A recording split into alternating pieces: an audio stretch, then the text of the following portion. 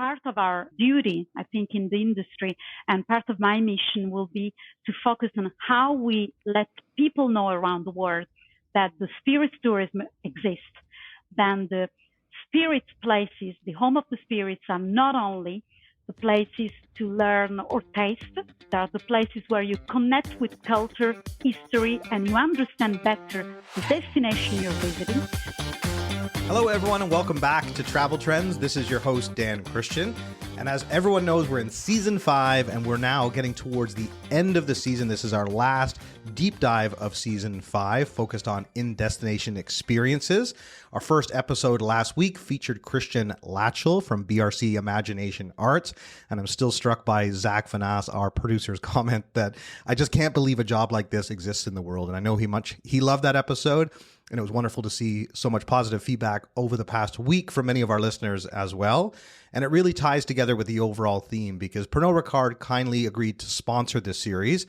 And as you would have heard, is that Laura Sileo Pavat, who's going to be featured on today's episode, was actually in season 3 of Travel Trends, and it was one of our most popular episodes. Her and I have become great friends over the years. She's such an inspiring colleague. She speaks multiple languages. She has such an impressive portfolio of brand homes that she works with. It's really a fascinating story. So I definitely encourage all of our listeners to go back and listen to the episode with Laura from season 3, but please continue on listening to this episode first, and you can go back and check that out afterwards.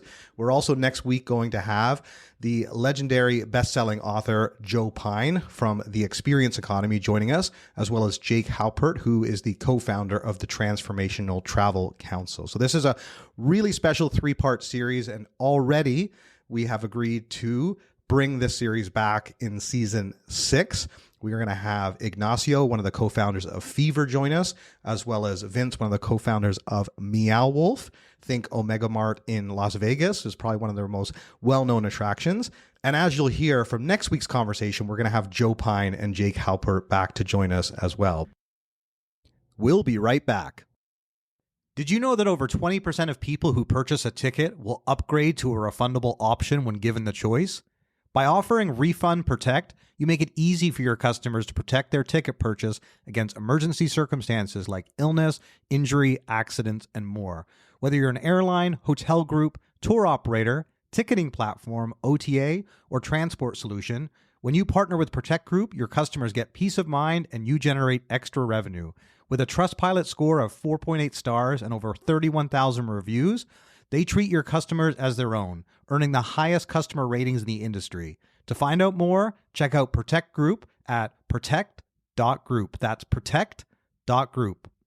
In today's fast-paced travel industry, businesses face constant challenges, keeping up with new technologies, meeting ever-evolving customer expectations, and promoting products effectively. The real struggle? Managing it all in-house. That's where Travel Tech steps in to transform your business. With over 25 years of experience, Travel Tech is one of the most trusted names in travel technology, offering tailored solutions to fit your unique needs. They make it easy to create seamless, bookable websites, manage and promote products, and automate everyday tasks, giving your team more time to focus on what matters most, your customers. Plus, Travel Tech is the go-to name in cruise technology with cutting-edge solutions for tour operators as well. Plus, Travel Tech has just launched Tech Talk, a new podcast for travel professionals by travel professionals. Explore the stories behind the biggest innovations in travel.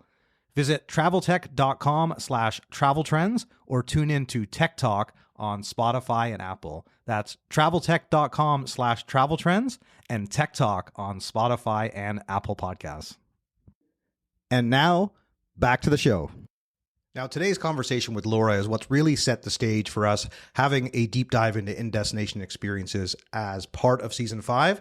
But it all started with season 3 and speaking to Laura and having gotten to know her so well over the last couple of years.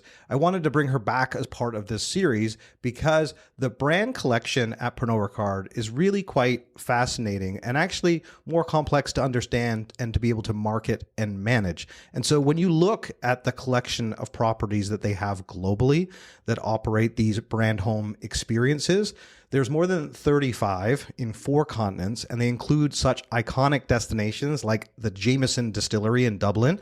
And obviously all of our listeners heard about that from Christian Latchel last week, since he had such an important role in designing that experience, which has been award-winning. And I know a lot of our guests have experienced that, and a lot of people who've traveled to Ireland on tours have been to the Jameson Distillery. But that really is only the beginning. They have Monkey 47 in Germany, Beefeater Gin in London, Rabbit Hole in Kentucky, Glenlivet in Scotland, as well as the Scapa Distillery in the Orkney Islands, which looks absolutely extraordinary. I can't wait to visit one day. I know my mom is keen to go together, and so hopefully we will make that happen next year. But I also encourage you to have a look at the Havana Club in Cuba. There's also the Casa Altos in Mexico, Maison Mum in the Champagne region of France. You can also find Pernod Ricard brand homes in Napa Valley. They operate Mum Napa in California. They have locations in Japan, China, South Africa, and even Niagara-on-the-Lake, just down the street from me here in Ontario, Canada. And I really wanted to bring Laura back for this conversation, and you'll see why today. She's just an extraordinary leader in the travel and hospitality space. She really has a global vision and a clear strategy for the Pernod Ricard brand homes, and you'll hear that in today's conversation. So on that note, let's welcome Laura back to Travel Trends. Laura, it's fantastic to have you back with us. Thanks so much for sponsoring the series, and thanks so much for joining us on this special In-Destination series. Thank you, Dan, to invite me and take part of this, another great fun conversation this year. Fantastic. And one of the things I've certainly enjoyed about having the Travel Trends podcast is being able to keep in touch with amazing colleagues like yourself. We had the privilege to work together, and many people heard that on our first discussion. And I have the greatest respect for you as an executive and a leader in this industry. And I really appreciate you've become a big fan of the show, and Pernod Ricard has kindly sponsored this Destination series. And I really wanted to have you as part of this conversation because we certainly have a very high caliber group of guests, and you are certainly one of them and deserve to be a part of it because there's an amazing story to tell about Pernod Ricard and the plans that you have for all these brand homes that will make sure we bring everyone up to speed on. But let's make sure that we don't leave anyone behind, Laura, and give everyone a little bit of background. If they haven't listened to our first podcast together and don't know your background, tell everyone a little bit about your role and about Pernod Ricard. Yes, thank you. And I'm very pleased to be part of this series because actually what you just mentioned about brand homes is a middle between a marketing term and a very recent terminology that we created in the business of hospitality industry and travel business.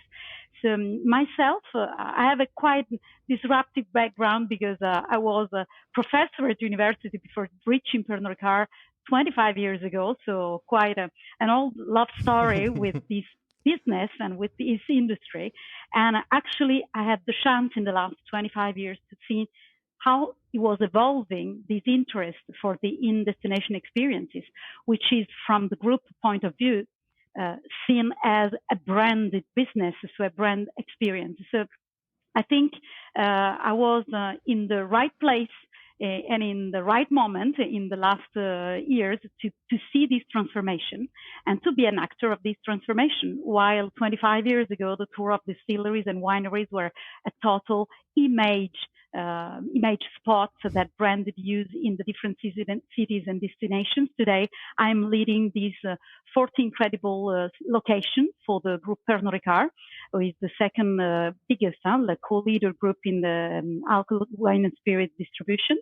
So I'm very happy and very proud to have been actors to have seen this transformation.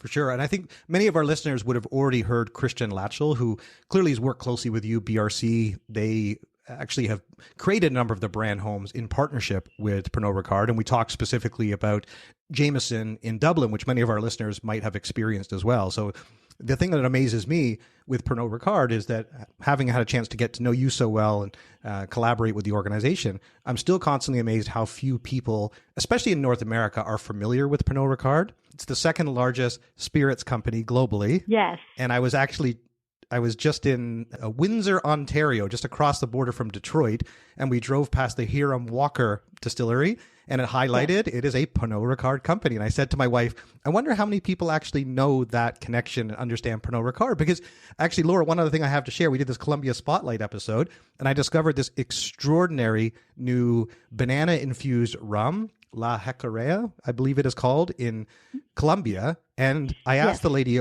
can I get this back at home? Because I just had done the tasting. And she's like, I'm not sure that you can. And I looked at the bottle and I said, it's brought to you by Pernod Ricard. I was like, oh, this is fantastic. Yes. I know I can get it. So tell everyone a little bit more about just about the history of Pernod Ricard, because it's an extraordinary company with your headquarters in Paris. Give everyone a little bit more context, because I think that will be helpful to then talk about all these brand homes, how they came into the group, and why you create these destination experiences.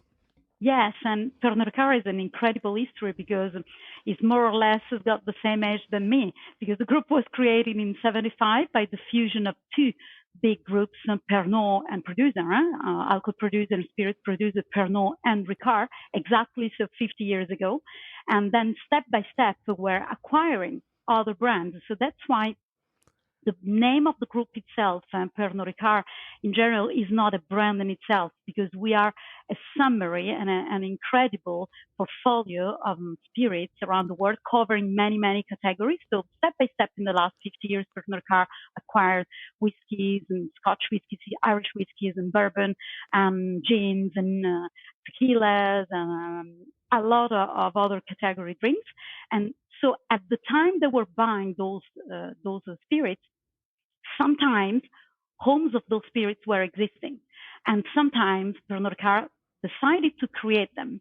And sometimes, as in the case you mentioned, we work with BRC agency on Bow Street in Dublin, for example, for Jameson.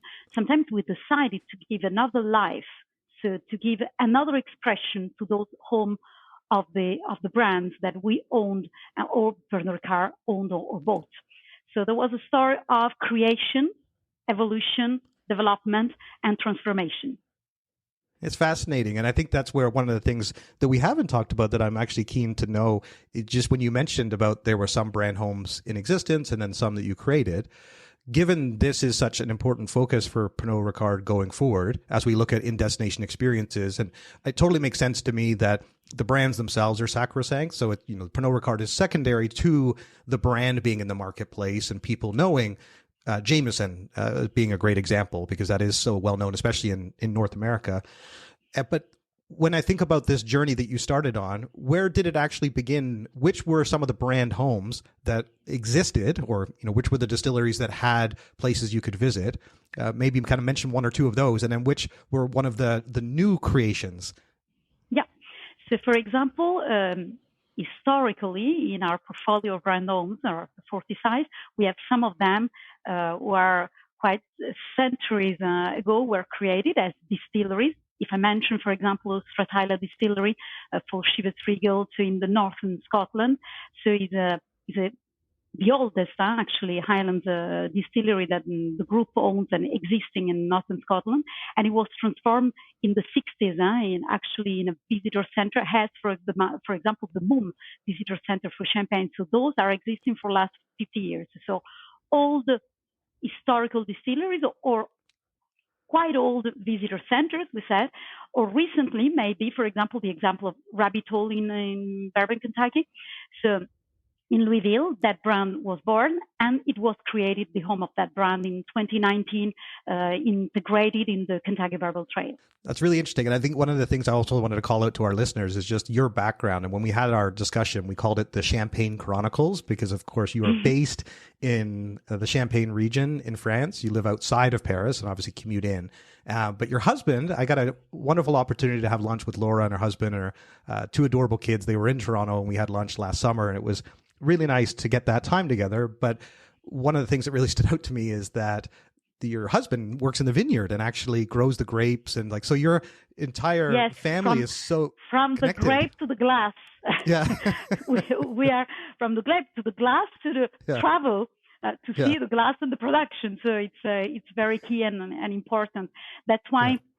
Actually, even if Pernod Ricard main offices and headquarters is in Paris, of course, at the heart of all the business and all the France, where we are part representing France as well as a brand company.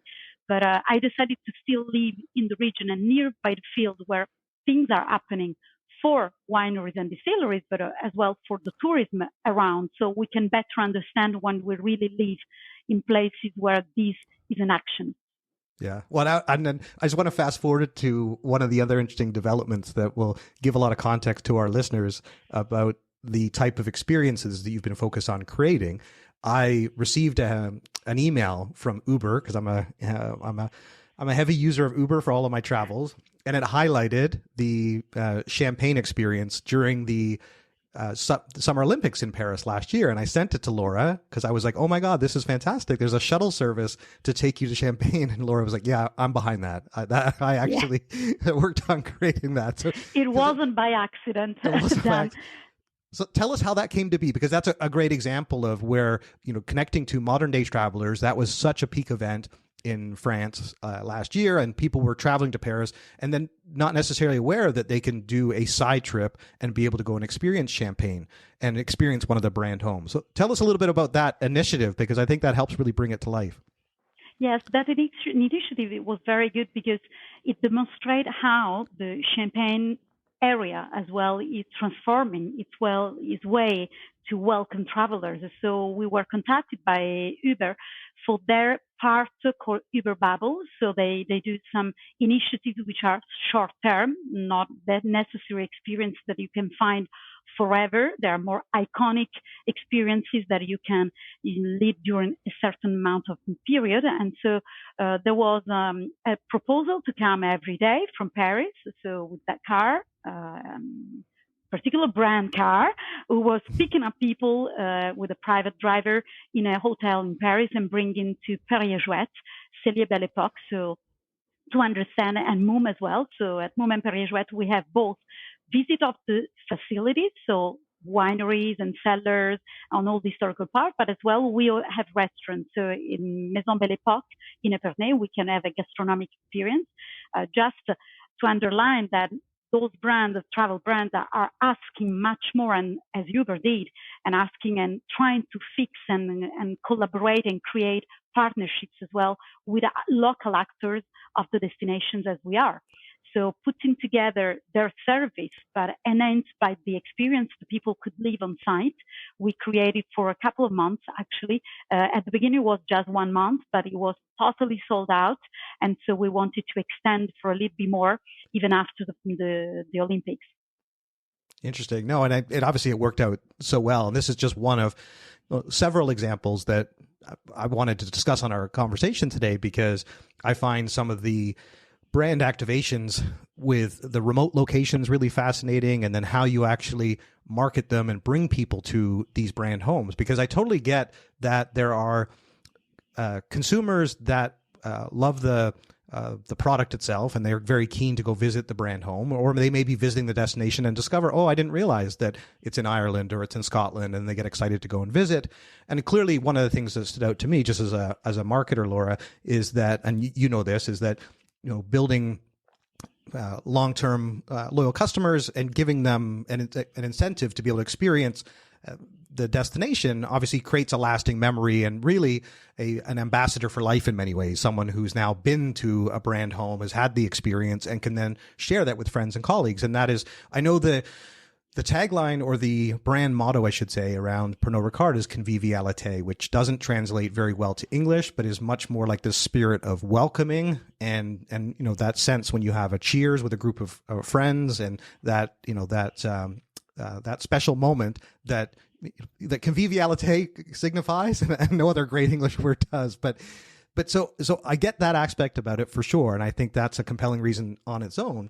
But I think there's also something really fascinating that's been happening here if we take a step back and look broader at the industry. And it's one of the things that I was keen to ask Rod Cuthbert about, the founder of Viator, who will be after this series. And one of the things that I asked Rod about when he created Viator was the timing. It was in the 90s. And what he was saying to me was that it was exactly at the point where the zeitgeist of the traveler, his words, were shifting towards experiences over things. And we had moved past this Wall Street mentality of he who dies with the most toys wins, and that people were starting to kind of reevaluate their priorities and realize that life is really about living and having experiences. And so there was this shift in people's attitude to doing local activities. And clearly we've seen that explode in the last 25 years. So there's been a big shift over that time with how people travel. So tell us, I guess. Definitely. My question to you there, Laura, is that given this kind of major shift towards people looking to have more unique and memorable local experiences, how did you decide to approach that overall as a team and as a business? So did you see this opportunity coming and realize, wait a second, we need to find a way to do something different and special here? How did it all come about, given that big shift? And what were some of the reasons for going into this space? Yes, I would just like to make a path behind, and as you were saying, the transformation. So transformation was really important in the business because 25 years ago, actually, few distilleries in the world and few wineries were open to the public for tours. Mainly, the model of that time was dealing with big tour operators and travel agencies, traditional travel agencies, to be included in packages. So we often received at that time big buses with 50 people inside. They had a counted time to spend in that winery or distillery, to get off the bus, visit and taste, and then pass through the shop and back in the bus and back to the other experience. So it was just a summary of steps without any judgment because that was the way. Then, as you said, with Vetor, there was a big shift. So instead of be passive on that shift, I think myself and other actors in the industry, with the teams we set. So at that time, I was leading Martel, Moment, Perrier-Jouet, so the cognac and champagne brand homes for Pernod Ricard, and some of my colleagues were leading the Ireland one and the Scottish ones and other destinations. So we sat all together and we said we need to shift as well as quick as possible. And this was around 2015, 2014, so 10 years ago. Definitely the big shift then was done 10 years ago, where the major refurbishment of visitor centers was starting. And we were leading the way on that moment. Bow Street, you mentioned at that time, was totally renovated. Doesn't mean that Bow Street, Jameson in Dublin didn't exist before. It existed, was very successful. The model with the restaurant we had, with the visitor center we had, was working. It wasn't bad, but definitely to listen to the expectation of the travelers, we needed to adapt, and we shifted very quickly. So from 2015, 16, 17 on till today, every single year, then a group like Pernod Ricard is investing in renovating or creating experiences. 2021, we opened in Marseille Maison Yellow for the Ricard brand, and which is not only for the Ricard brand, because it's a bar, it's a restaurant, it's a museum, it's an experience, it's a concept store where you can do workshops, activities, pastissology around the pastis. So, and the same. Cocktail classes today, the cocktail, create your own cocktail, create your own blend. In Martel, for example, in cognac, we can blend your own cognac. You can have very, very wide varieties of experiences, going to very group ones or very accessible to very high end. And so we said at that time as well, why do we need to do only in big cities or in established touristic paths? So in Scotland, for example, we had the traditional Aberlour, the Glenlivet, which was recently renovated, but as well, we had the Stratila we mentioned, very old. But at the end, we said there is in Scapa, in Orkney. Orkney is an island. Is it really north? Is one of the northest brand homes existing in the world, actually, and is overlooking the sea. So we said that's a missed opportunity here because people are coming for nature, for the environment, to live the spirit of the isle. But why don't we offer as well a local experience? So our experience there is maximum sitting 16 people, for example. So not big crowded visitor attraction, but we reshape. So we not only shift, but we reshape as well places to answer the traveler's needs. Yeah, it's fascinating. Though Glenlivet is a great example because my uncle, he absolutely loves Glenlivet. And when he was traveling to Scotland recently, he didn't realize that you could tour the distillery, and I'd sent him the information and he was delighted. And this is where I feel like in travel and tourism, there's certain times when the stars just align and you just realize that, wait a second, I didn't know this existed and I actually love this idea.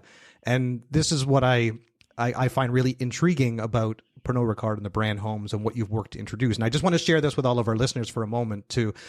You can obviously go to Pernod Ricard's website and check out the brand homes, but one of them I just want to call out is Glenlivet, and just listen to this description for a moment. The Glenlivet Distillery sits in a wild and remote glen. Its history laced with drama and intrigue, which is captured in every bottle of whiskey. It is the perfect location to discover the full story of the whiskey and the irrepressible spirit of the Glenlivet. And when you look at that picture, you just want to be transported there. And this is where a place that was known for producing these products, it is special for someone that is an avid connoisseur to be able to have the opportunity to visit. But I also find it also really interesting that even if you're not a whiskey lover, which is not my preferred drink, but I found that I will do whiskey tasting and thoroughly enjoy it. But I wouldn't otherwise drink whiskey. But I like the whole experience of being able to go and visit a distillery and go with friends and be able to have that experience. So I will still choose to go. So there's many different reasons or motivations, I should say, for travelers to be able to have these experiences. But one of the things, Laura, that stood out to me, the way you've approached this, which I also found, I guess, much more sustainable. And even though, to use that word, there's much more of a focus on the local community. And that is something, and you were alluding to that in some of the ways you were describing how these experiences come together, because it's not purely about getting a ticket sale. Like the tickets to the Glenlivet are like £30 to £100. Like it's quite reasonable. But when you but it's not just about selling a ticket and getting someone through the door.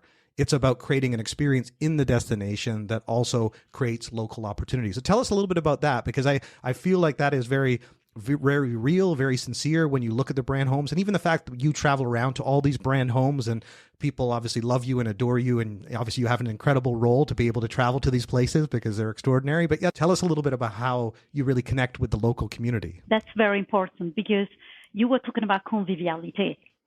If I want to be really honest with you, this term is just a term. In the brand homes, you are really in the authentic place. I always say these are the place of the truth.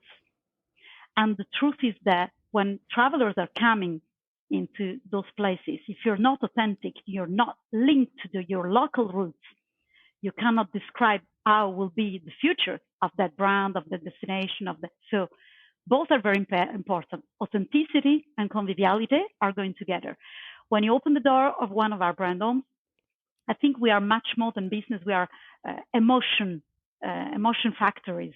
If there's no emotion, there's no souvenir, there's no memory.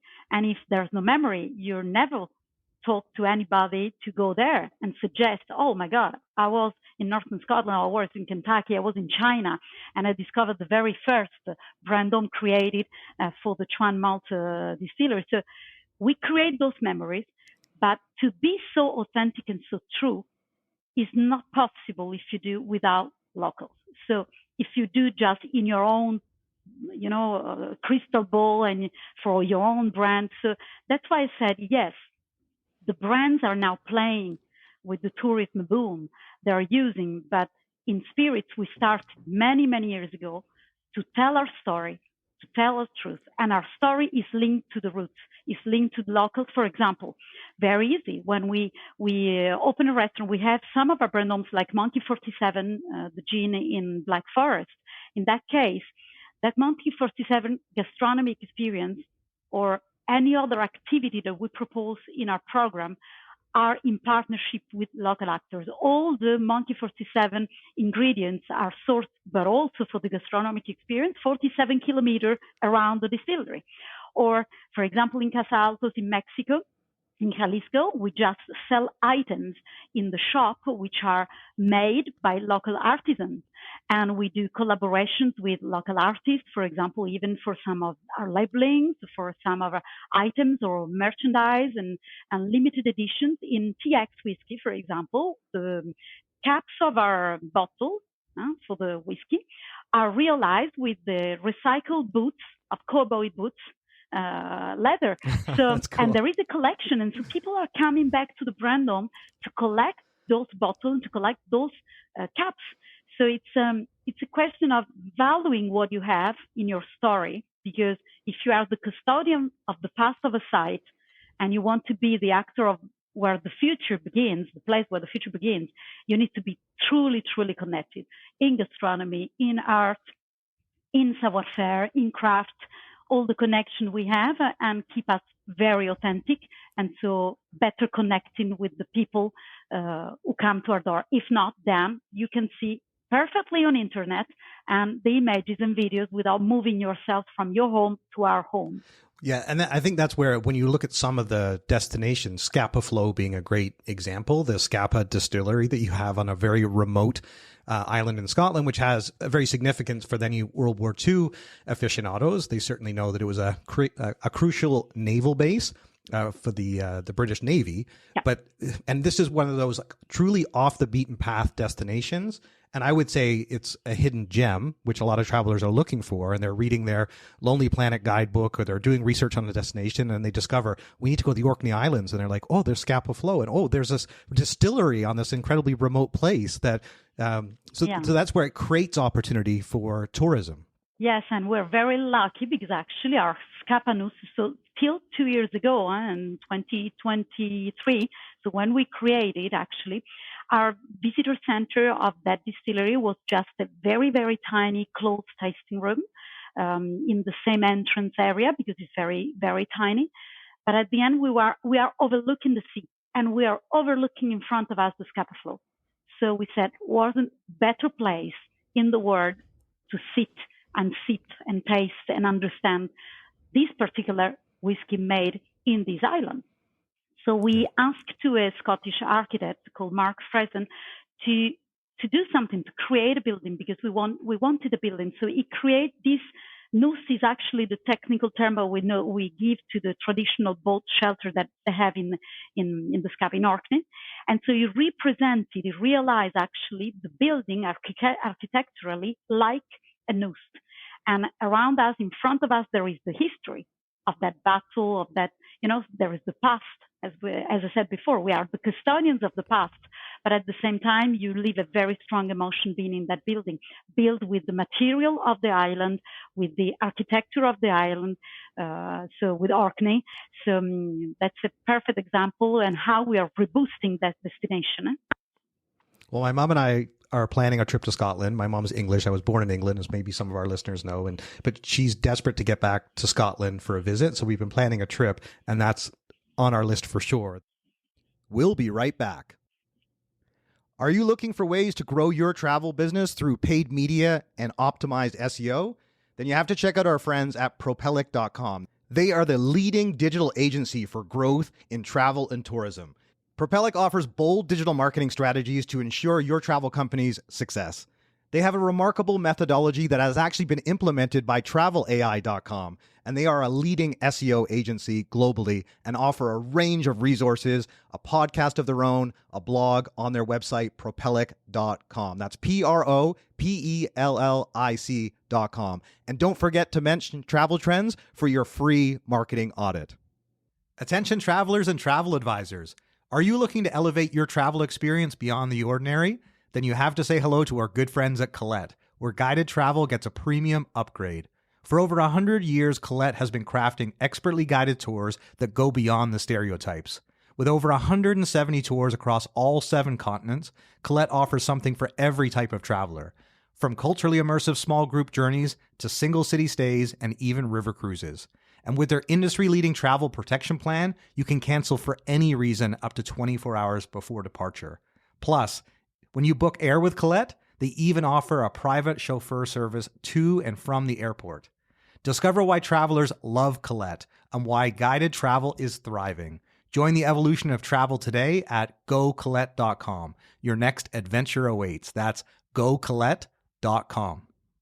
Our longtime listeners will be very familiar with TravelAI.com, one of our sponsors from the very beginning. They've sponsored the last 2 seasons and also our AI Summit. You might actually remember they were recently featured in Season 4, the 2 co-founders, John Leotier and Chris Jensen, live from Focusrite, where they shared how their innovative use of AI is reshaping the travel industry. If you missed it, we highly recommend going back to hear their inspiring story of building one of the fastest growing, profitable AI companies in travel, entirely bootstrapped.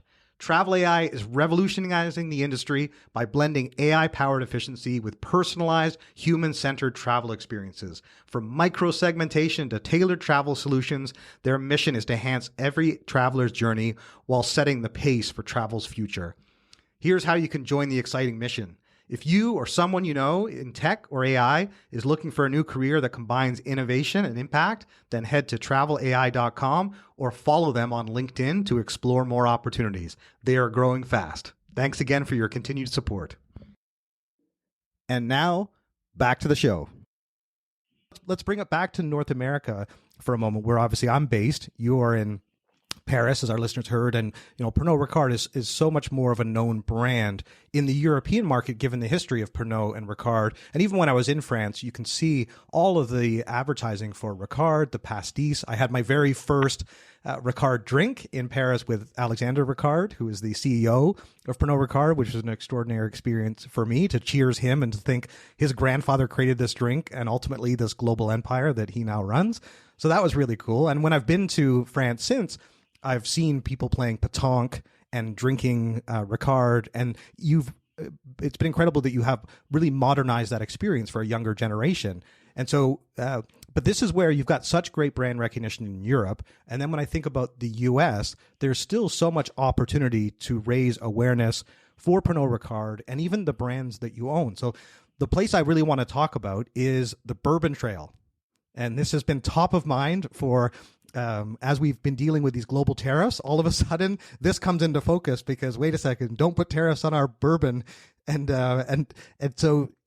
this is it highlights just how big an industry it is and how important an industry is, and that hasn't happened.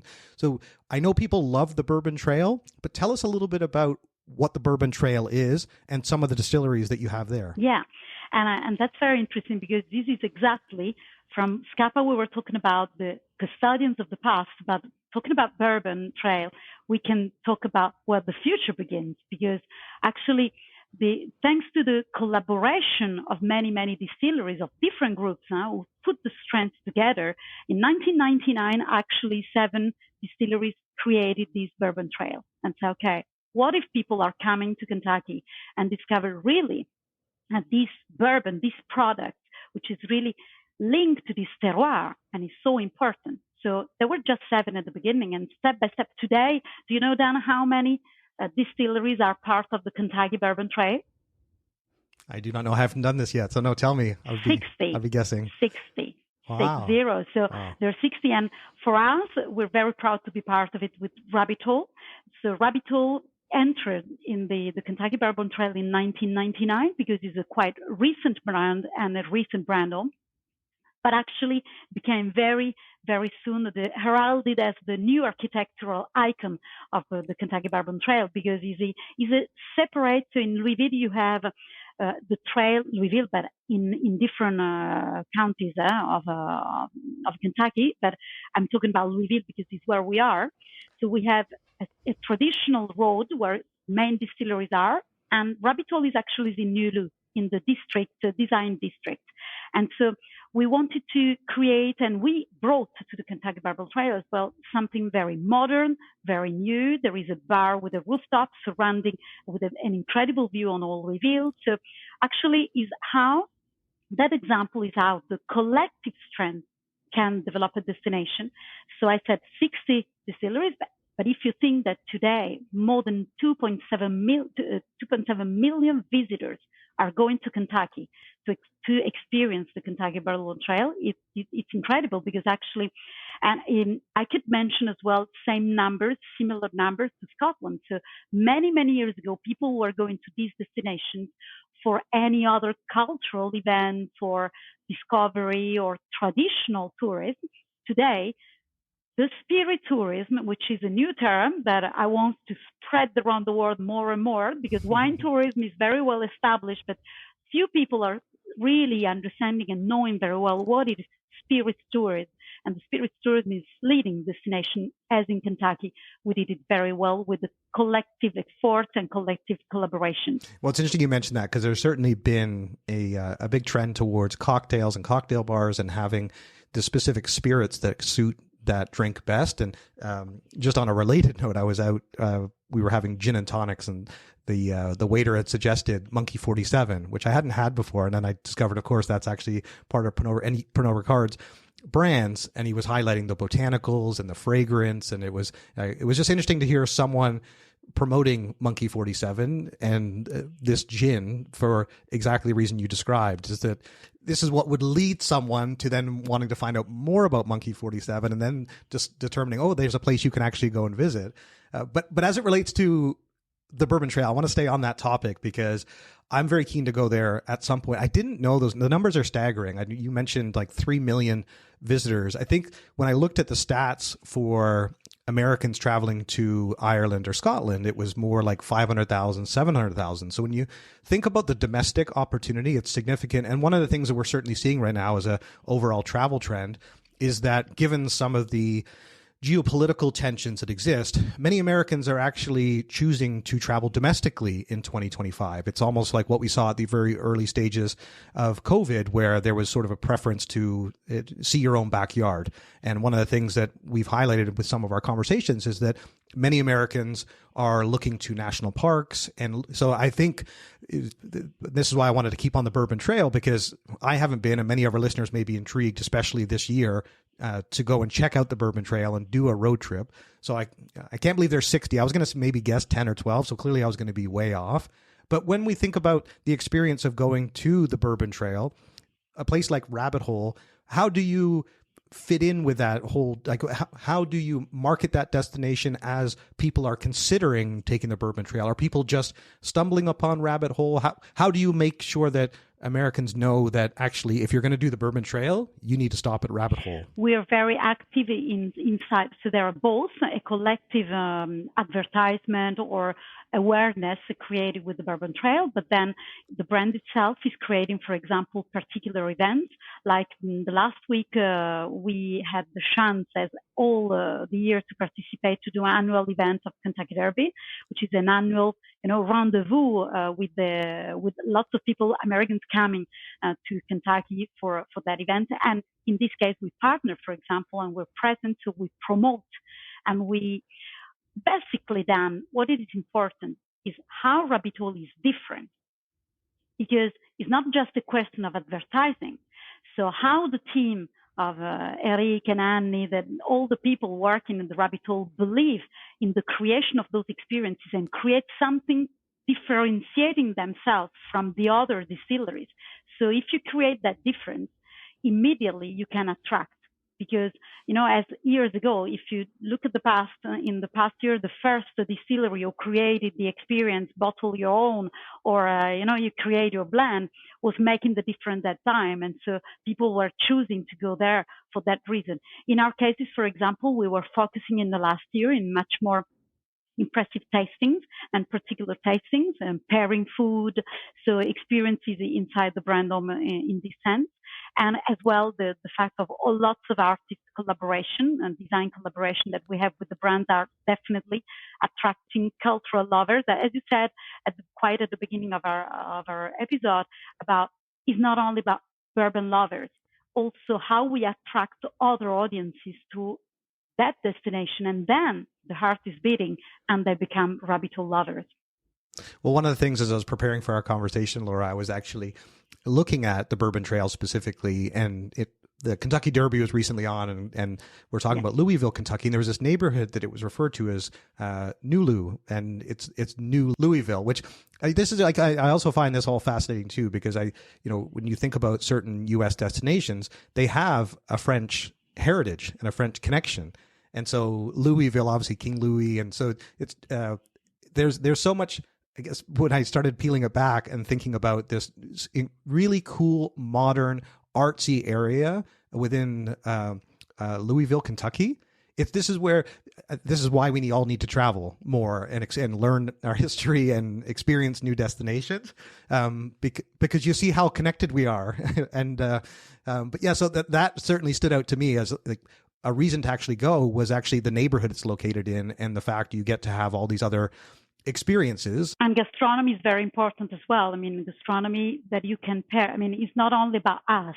There's also very important then that if we look at ourselves only and say, okay, the experience maybe is lasting 1 hour and a half, you can keep the conversation and connection with people a couple of hours.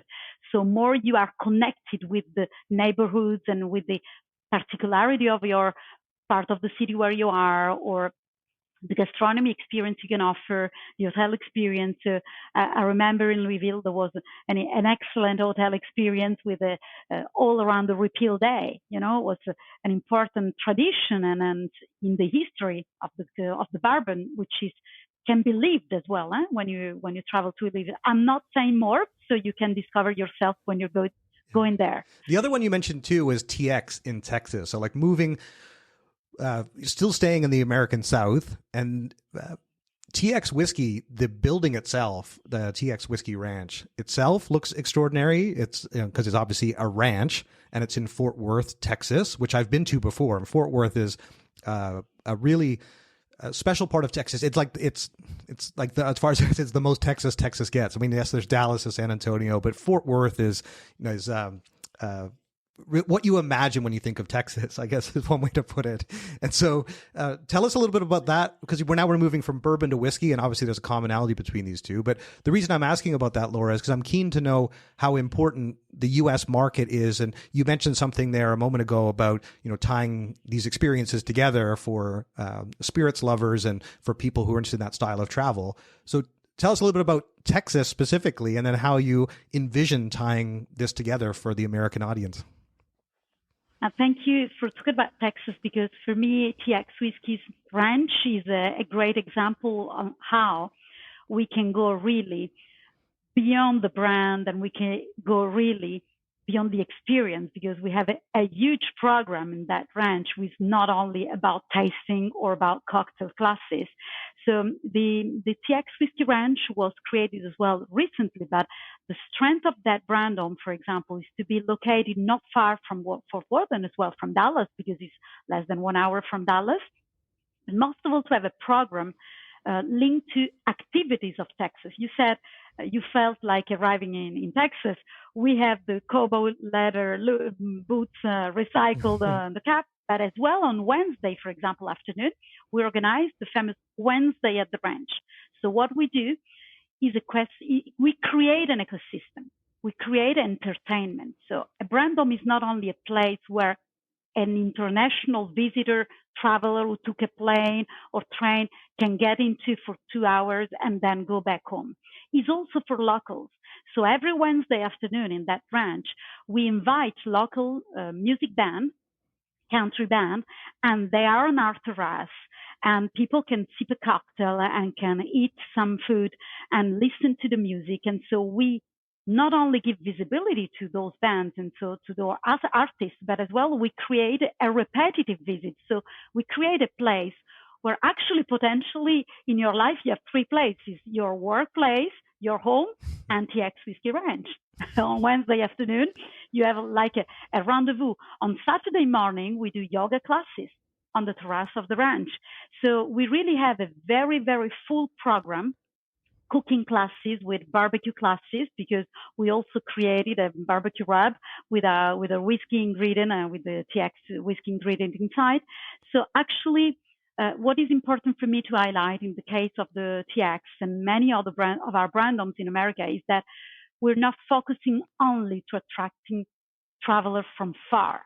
Today, people looking for experiences are also the local living, and I think pandemic gave us a big lesson on that point. So instead to spend money in owning a product, you want to spend time, qualitative time with people you love. So maybe, as some of our friends have said in the past, what if travel is not only where you go, but what you love and who you meet? Yeah. And this is the case of what happened in our brand homes. Well, it's interesting because of the brand homes, like I'm based in Toronto, as many of our listeners know, which is in Ontario, Canada, and it's a short distance from Niagara Falls and Niagara on the Lake, and that's our wine region. You have Foreign Affair there, a winery. So it's a place where we'll take family, or when they're visiting, we'll go down to Niagara on the Lake. And so you can create a vacation, to your point about in your own backyard, or that you don't necessarily need to travel. However, there is, you have properties in Mexico, and specifically tequila, which is my preferred spirit of choice. So I definitely have to get there at some point. But this is where, when you're, Americans traveling to Mexico, that actually it's already in sync with their travel plans, and then they can add this into the consideration for their trip, or do their research and figure out how they build it into their trip. I certainly Love the idea, Laura, of being able to visit multiple places and be able to have these experiences around spirits and how they were created. And like the pastis and pétanque is one great example of just, it's much more of a cultural experience. And even when I was in France, you can see the shirts. And I think in each of these destinations, creating these experiences is exactly what travelers are looking for today. And I know you guys are continuing to expand globally. And I think you've just got back from Japan. I know you've got initiatives as well in China. What are some of the other big developments that are coming up with Pernod Ricard, some of the other brand homes, or the new brands coming in, or new brand homes being created on a global level? I think the global level, the last and recent creation, which is for us a very important, because it's sort of a revolution, was the creation of the single malt distillery the pure malt distillery in China, in Sichuan region, and which is a perfect example of investing. For me, at least, was the first and only time probably in my life where you see the creation of a brand, and at the same time, Pernod Ricard Group decided to create the home of the brand exactly in the format to welcome travelers and whiskey lovers and to educate as well, because we have a mission as well and a commitment to educate, to become good life taster and product and join responsibly our products. So the Chuan in Emeishan is a good example of the last creation, opening at the end of 2023. In December 2023, so it's just 1 year old. It's a very recent baby, but at the same time, not only recent baby in terms of brand, but a recent baby in terms of behavior for travelers. So in Europe or in America, we are very used to go and visit distilleries or wineries, but this sort of experience is less common in China. So we were practically pioneering this type of experience in the same place. At the bottom of this Emei mountain, which is bringing tourists and travelers for other reasons, because there is a spiritual retreat tourism there and water spa and wellness typical destination in Emei. So we're bringing now an additional new cultural destination. So we have an art exhibition, we have distillery tour, craft experiences to learn and be educated around whiskey, the Chinese whiskey, and as well a very important restaurant. We deal with a local partner with that restaurant. So we really we shift an historical destination and a way to travel that Chinese travelers have to another one. And so that's the part of passion which is fascinating me the most, because we create something, new habits, and we participate of the shift of the industry as well. Yeah. Well, now that's where, there's a huge market in Asia and China and Japan. I mean, Japan is having, as you know, you've just been there. I mean, it's having record tourism numbers, and Asia really is unto itself for people who are traveling around within that region. I think that's the one other thing that many Western nations don't fully appreciate, is just how much travel is happening within Asia itself. And when you go to Thailand and you see all the Chinese tourists that are there for, Chinese New Year, and like there's a massive industry just within. I mean, there's, as Matthew Upchurch highlighted to me, there's 100 million Chinese travelers that still haven't come back to the global travel industry post-pandemic. And many of those Chinese travelers are traveling domestically or they're traveling within the region.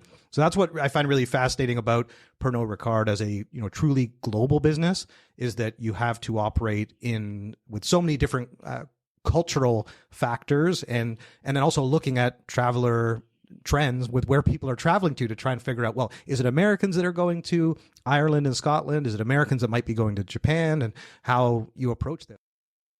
We'll be right back. Attention travel operators, destination management companies, and accommodation providers. Managing payments doesn't have to be a source of stress. Meet Flywire, the modern payments platform built specifically for the unique needs of the travel industry. With Flywire, you can collect payments from travelers worldwide with ease. Enjoy faster payouts in your preferred currency, reduce payment fees, and offer your guests flexible, localized payment options they're familiar with. Not only does Flywire simplify your operations, but it also helps elevate your guest experience and boost your bottom line. That means you can stop worrying about payments and focus on what you do best, creating unforgettable travel experiences. Discover how Flywire can help your business save time, save money, and deliver truly seamless transactions. Visit flywire.com/travel trends to learn more. That's flywire.com/travel trends. Hey travelers, are you looking to book your next adventure? Then you have to meet our good friends at Flight Centre, the travel-obsessed experts ready to make your next dream trip a reality. For over 40 years, they've been opening up the world to travelers from the UK, Australia, New Zealand, and now Flight Centre Canada is celebrating an incredible milestone, 30 years of helping Canadians explore the globe. From their first store in Vancouver in 1995 to becoming the official travel agency partner of the Toronto Raptors this year, they've been at the forefront of delivering travel experiences.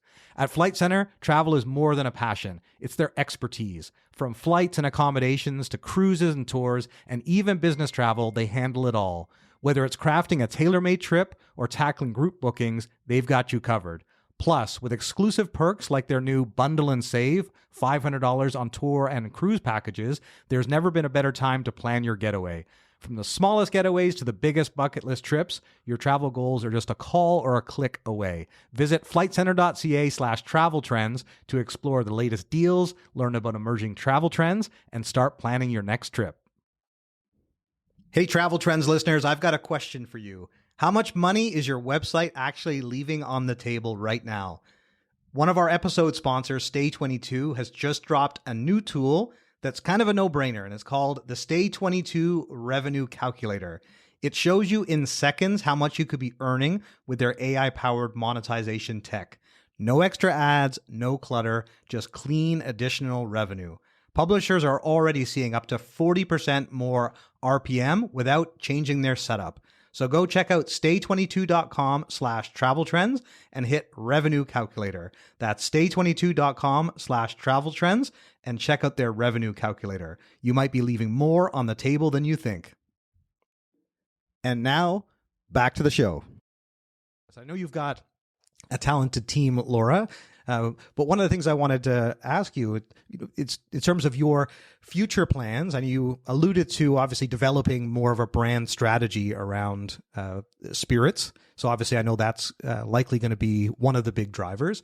So I'm keen to hear more about that. And also just the role of brand partnerships, because on our Forbes Travel Guide series, and you know that I was there in Monaco at the summit, we just did this 10-part series that many of our listeners have been enjoying as well. And one of the highlights we talked about was a company called Bond Collab that they had introduced this year and announced. And Bond Collab is essentially what enables luxury brands to work with luxury properties. And I know a lot of our listeners would have absolutely experienced this when you check into your luxury hotel, that you will find Louis Vuitton bags or certain things for sale or integrated into the experience. And so I feel like there's got to be a lot of opportunities for partnerships with Pernod Ricard. So I'm asking that question because I'm sure people are listening to this and be keen to reach out to you or collaborate with Pernod Ricard. But tell us where you're headed with the brand homes, and then tell us how you're working with different partners. Yes, there are a couple of elements you just said, which are very interesting for me because first, incredible teams. Without them, that connection in the 20 different countries where our brand homes are set won't be possible.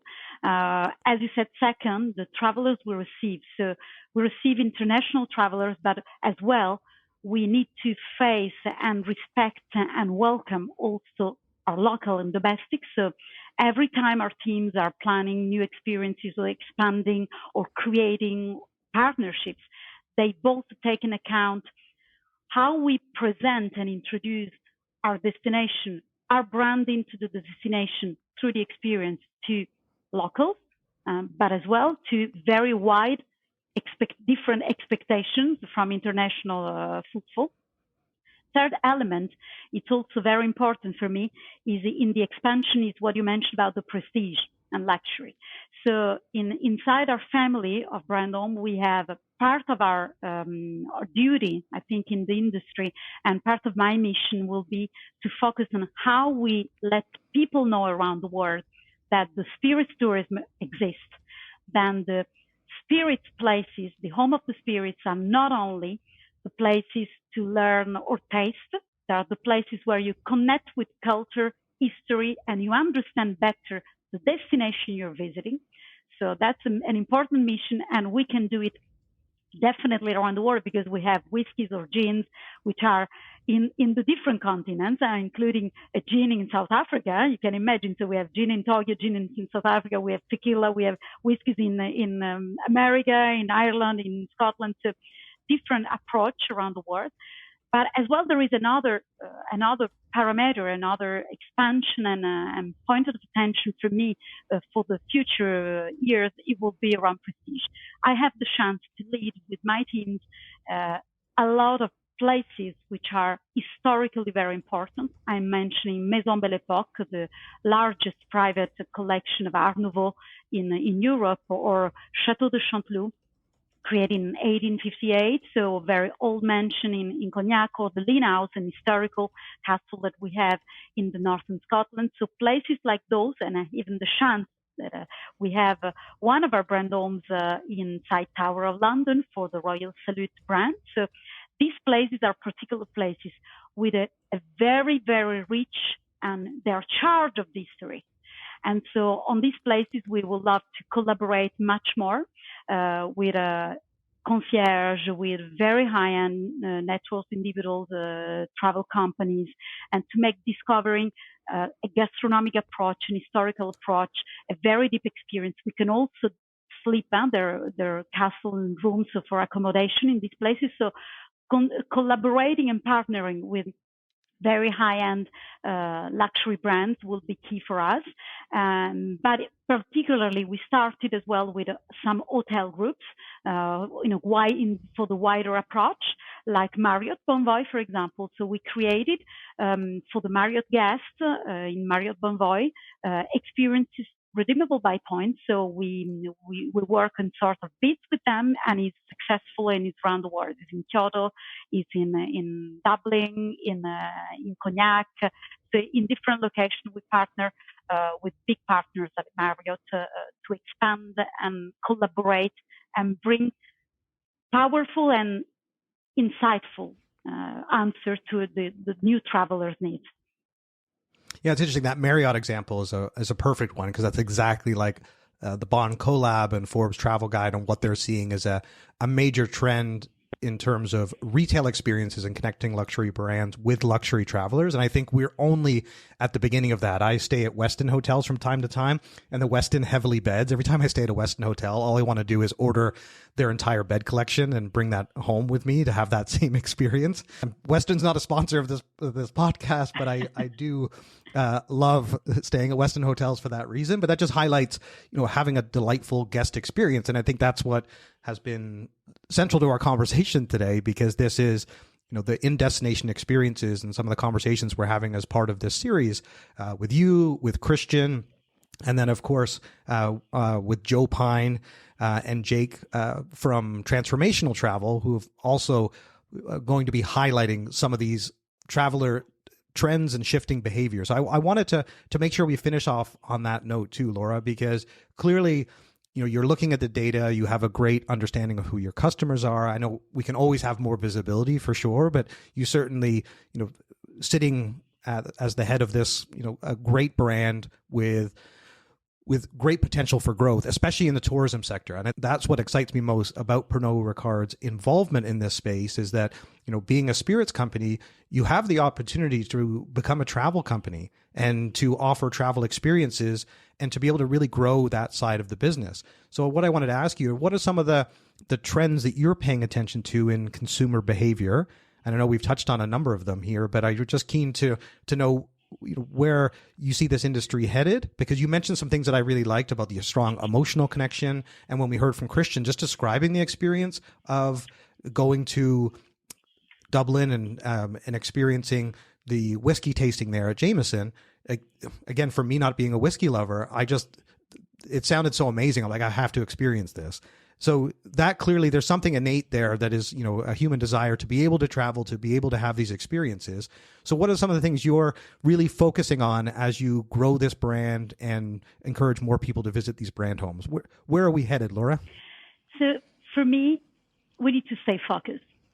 And we need to listen, as I said many times during this episode, to the travelers and what they really need, and not to make pleasure to ourselves to develop on all the trends and everything. So for me, first of all, if I look where my brand homes are, where Pernod Ricard homes are settled, we definitely can contribute to develop the tour destinations. Because today there is one term, which is the overtourism, all the traditional destinations, cities collapsing under the tourism. So many of our places will play a key role with the experience we propose to develop the tour destinations, which sometimes are not known. So create the awareness about their existence and what you can experience in there will be really key. Then as well, I think we are definitely in the trends of the slow travel.